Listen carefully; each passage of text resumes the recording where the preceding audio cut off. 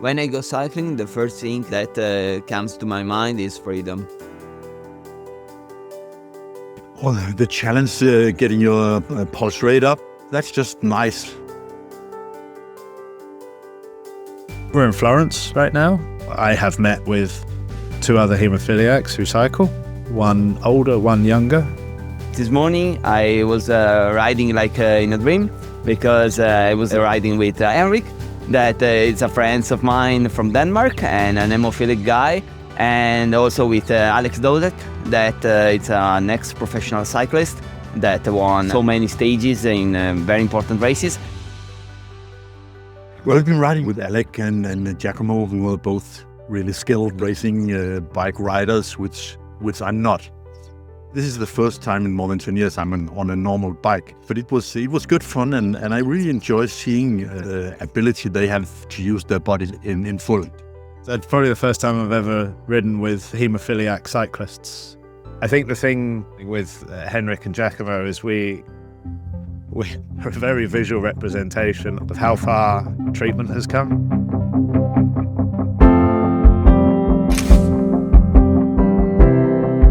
It's quite almost emotional listening to Henrik list which joints have and haven't been replaced.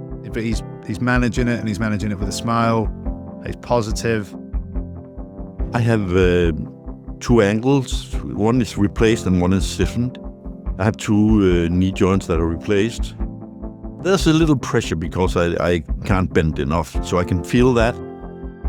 I would normally have the saddle really high because I couldn't bend the knees.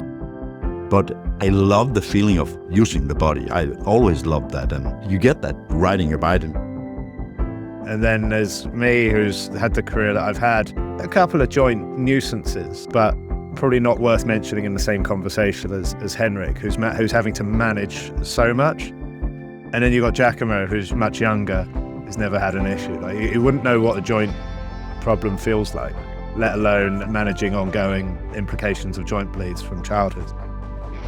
When my life came to the lowest point, when I lose my father, I think that I have to do something in order to improve my quality of life. And I started thinking about doing cycling, not only to watching the television. So I talked with my doctor. At the first time it was like, no, you can't swim. Swimming is perfect for you. The real thing is that he supported me a lot, because he understands the importance that cycling is for us, for me. And he was very happy when I get the first results, when I get the article on the journal, because it was a very good moment for him, because he understands that an hemophilic guy from his center is able to do something that he can't think about it. I think that the treatments are improving constantly during this year, so I think we can be very safe during sports, also in older ages. I don't think I'm that old in my head. Actually, I don't think old when I consider if I do stuff or anything. I just want to try something and think, let's do it. Let's see what happens. What you can always do yourself is decide what you do with what you got, being time or options for joints or whatever it is. You can decide, how do I treat my life with what I got. I've broken 2 ribs, shoulder blade, collarbone, elbow, thumb, not all at the same time. And surgery on a few of them, and haemophilia was never, it was a consideration, but it was never a problem. It just makes sure my levels are okay, operate, go home and recover like a normal person. I believe that a healthy joint is an active joint.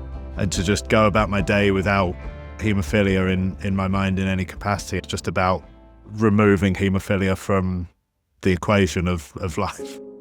I think that everyone has to do some body activities, some sports activities, because it will be a moment for yourself. It's not only with cycling. Cycling is a way to do it, and it's my way, my preferred way. But I think that everyone of us have to take part of a situation that can be useful in order to improve mind, in order to improve their body, and in order to improve themselves too. So I suggest you to try whatever sport you want, but not keeping yourself apart because you have some fears. You try it, you speak with your doctor, You will choose the right treatment in order to affront the sport that you want to, and you have to go. You have to go, you have to try. So we have to change the mindset. It matters a lot how you think about things. Yeah. If there should be hemophilians at my age that have not been engaged in a lot of physical activity, but they think, maybe I should, go ahead, do it.